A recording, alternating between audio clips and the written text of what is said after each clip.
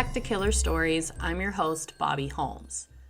This week's case was brought to my attention by a coworker, Haley Riddle. What's funny is that you'll never catch her listening to a true crime podcast. Says this stuff creeps her out. But she told me how she used to work at a dental lab with a really strange guy who ended up a convicted murderer. After it happened, she thought back to all the times the employees went to lunch together or stayed late working. She's thinking, oh my gosh, he could have killed me. This is the murder of Lisa Marie Naegle. Some of you may actually recognize Lisa. She was a contestant on the 2010 reality show Bridalplasty, an American reality television series which premiered on the E! Network. The show features 12 women who compete to win a wedding and transformative plastic surgery procedures. Each woman had a plastic surgery wish list, and the winner of each week's wedding-themed challenge would win one plastic surgery procedure from her list. The winner of the competition received the wedding of her dreams, an engagement ring of her choice, and had her entire wish list fulfilled. The husband-to-be didn't see his fiancée until she revealed her new look on their wedding day. Can you imagine? This is what the fiancé of the show's winner had to say. Seeing Allison walk down the aisle, I will be the happiest I have been for a while. I can't wait to see her, he says. I don't know what she'll look like, but I imagine beautiful. Such a strange concept. I went down a rabbit hole of this, and the winner with her before and after photos. Her wish list included brow lift, liposuction of chin, liposuction of jowls, liposuction of cheeks, breast reduction, breast lift, tummy tuck, laser skin resurfacing, liposuction of flanks, liposuction of inner thighs, liposuction of outer thighs, liposuction of arms. What's funny is that I found this on her Instagram page, and the caption with it says, "See all of this right here? Nah, it don't mean a thing. Sure, I wanted a better body, but at the end of the day, I have everything I need. A loving family who loves me the way I am, and the support from you all." But Bridalplasty winner Allison Donovan is not who I am here to talk about today. Let's get a little background on Lisa Naegle. She was born March 6, 1980. Lisa had two siblings, a sister, Danielle, and a brother, Raphael. She was the baby. I wish I was able to dig up more information about her life before Bridalplasty, but all of my source material mainly covered the crime itself. I know that in 2010, during the airing of Bridalplasty, she was engaged to Derek Harriman. The couple married in 2011 and resided in California. In 2016, Lisa was student teaching at the nursing school where she once attended and took one student under her wing, 33-year-old Jackie Jerome Rogers. Jackie is the guy who previously worked with my friend Haley at a dental lab. For those who don't know, dental lab work can get extremely messy. Goopy impression material, stone models being poured up and trimmed. By the end of the day, your workspace and lab coat is freckled with dried stone and acrylic. Haley said that Jackie was a neat freak. If he made the smallest of messes, he would stop what he was doing and clean everything. A bit OCD about keeping his workspace tidy. His obsessive behavior went from cleanliness to an unhealthy obsession with his new student teacher, Lisa Naegle. The two started spending time together outside of school. Lisa, Jackie, and another coworker went to lunch together nearly every day. Lisa would introduce Jackie to her girlfriends as her gay friend. I don't have confirmation of Jackie's sexual orientation, but that is what Lisa told her friends and her husband Derek. Lisa and Derek both worked night shifts. On one occasion, as Derek was walking up to his house at 3 a.m., he saw another man, Jackie, exiting his home. He was confused at first and thought he was a burglar. He shouted for the man to stay right there while he called inside for Lisa to make sure she was okay. Lisa came outside and explained to Derek that Jackie was one of her nursing students and she was helping him with a few things. Derek trusted his wife and didn't read too much into it. All was well and Jackie went on his way. Friday, December 17th, 2016. Jackie was very angry that Lisa wasn't responding to any of his calls or texts, but she was at work.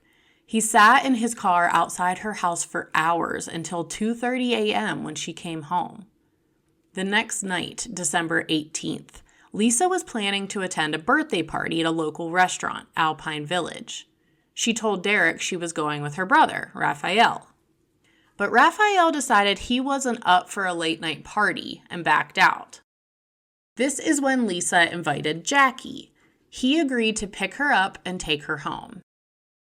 Derek came home around 1:30 a.m. and was upset to discover Lisa was not home yet. In his words, he lit her up in a text message. Quote, "This is BS. You're supposed to be here. Where are you?" She immediately called him back and explained that she was fine. She had left the party and they were headed to get some food and then she'd be home. Derek was irritated, but satisfied with the update and headed to bed. He woke up the next morning to find that Lisa wasn't there. He assumed because they were out so late, she crashed at her brother's house. Derek didn't get the memo about Raphael not attending the party. But then he got a call from one of Lisa's coworkers stating she didn't show up for work, and his heart sank. He knew something was very wrong. Derek and Lisa's other family members contacted the LAPD and reported Lisa missing. But because she's an adult, they wouldn't do anything until 72 hours had passed. That is 3 full days. It boggles my mind when I hear that. Time is of the essence in a missing person case. The Naegle family was not just going to sit back for 72 hours and wait for the police to start doing their job.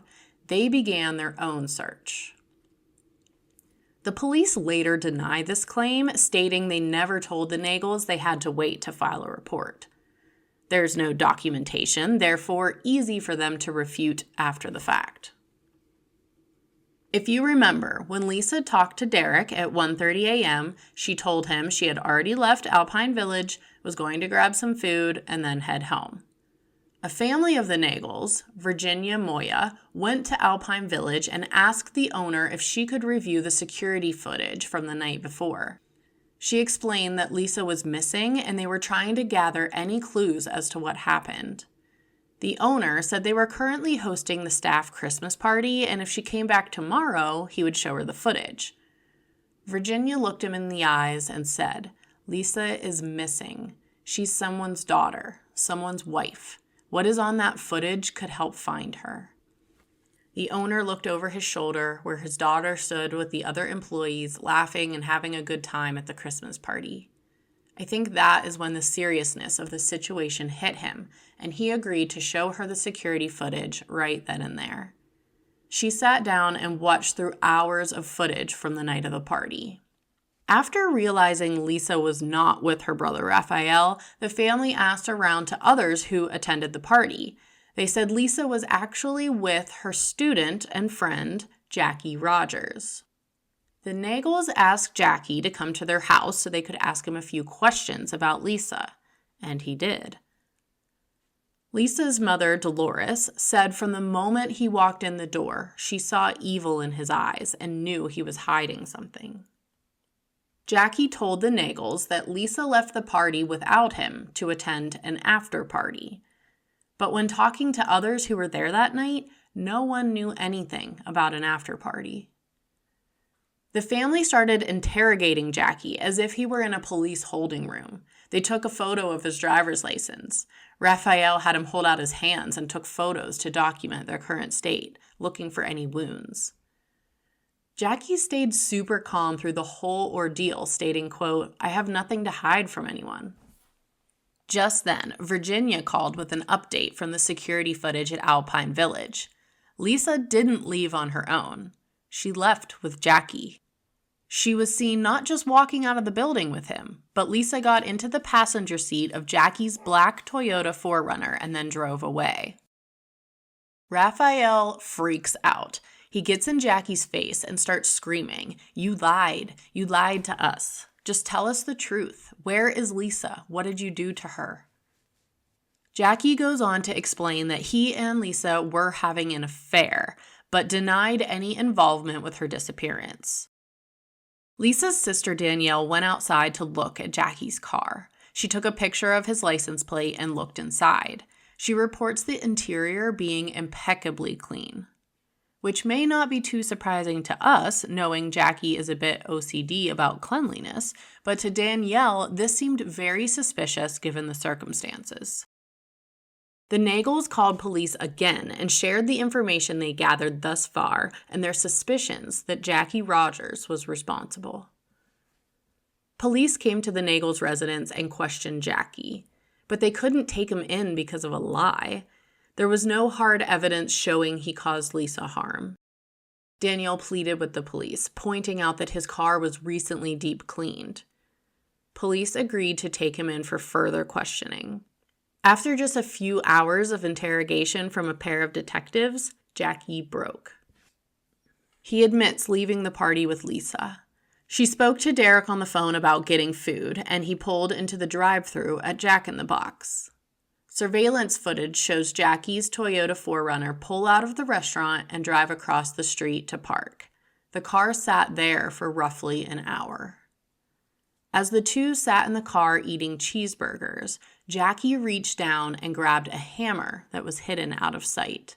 He turned to Lisa and struck her in the head 7 times. Then, Jackie drove back to his home, that he shares with his mother, I might add, and carried Lisa's body into the bathroom. He stripped off her clothes and placed her in the bathtub.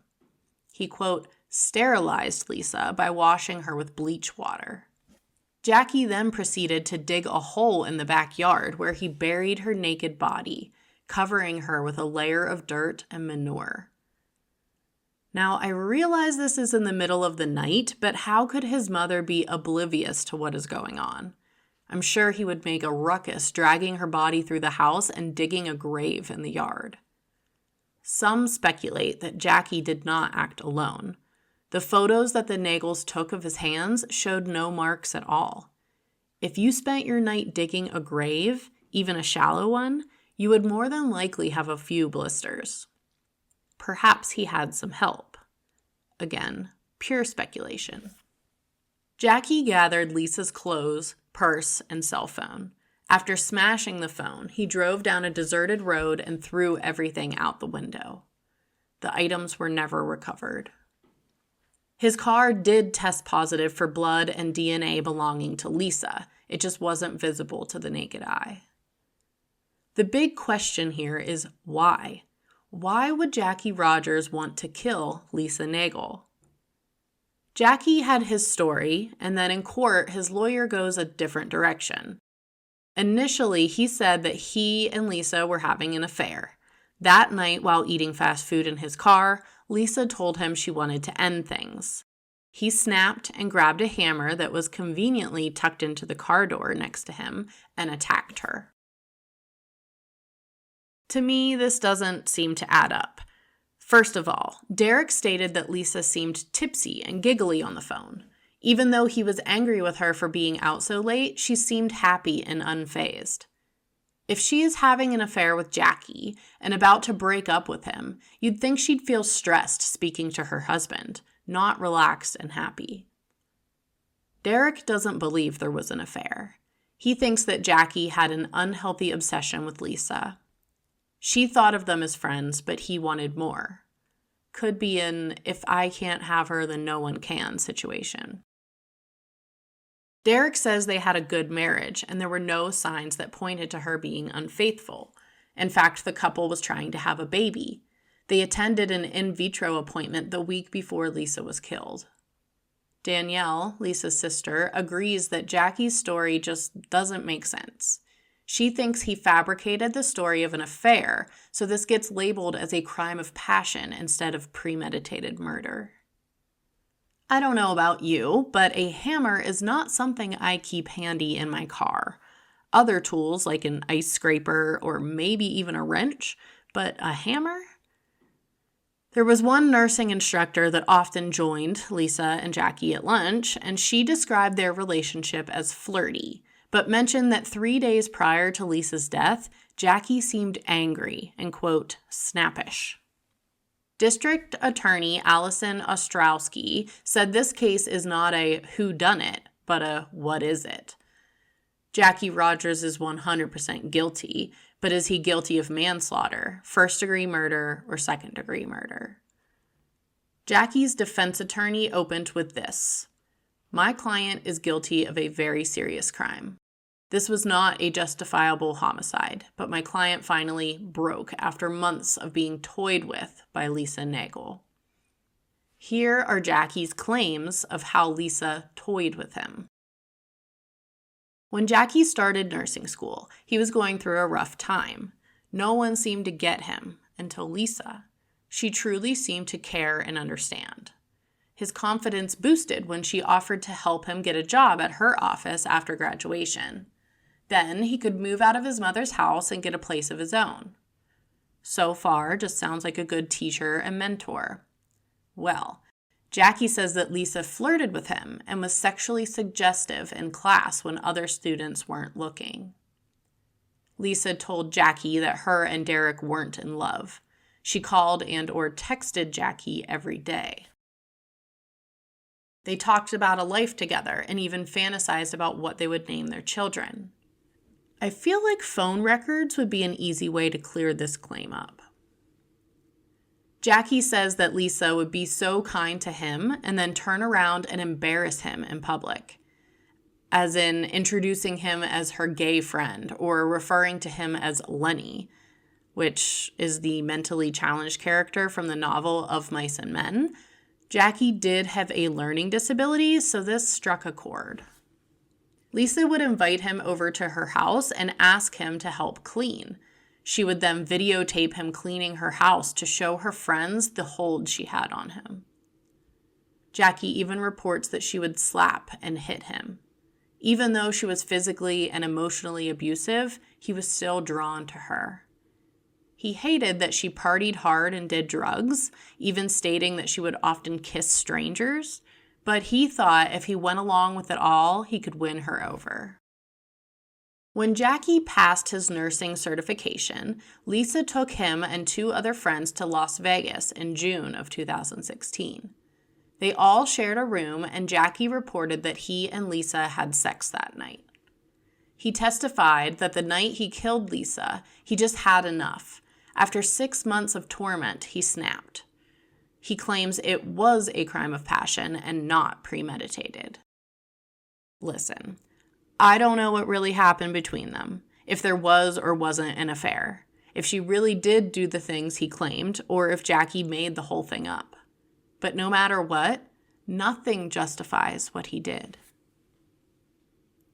The jury found Jackie Rogers guilty of first-degree murder, and he was sentenced to 26 years to life in prison.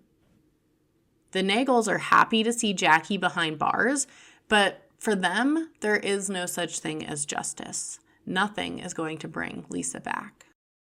When Lisa's father turned 80, he didn't want to blow out his birthday candles. He said it didn't feel right continuing to live when his baby girl was gone. That's a wrap for this week. I would love to hear your feedback on this case. You can leave a comment on YouTube or on my social media platforms.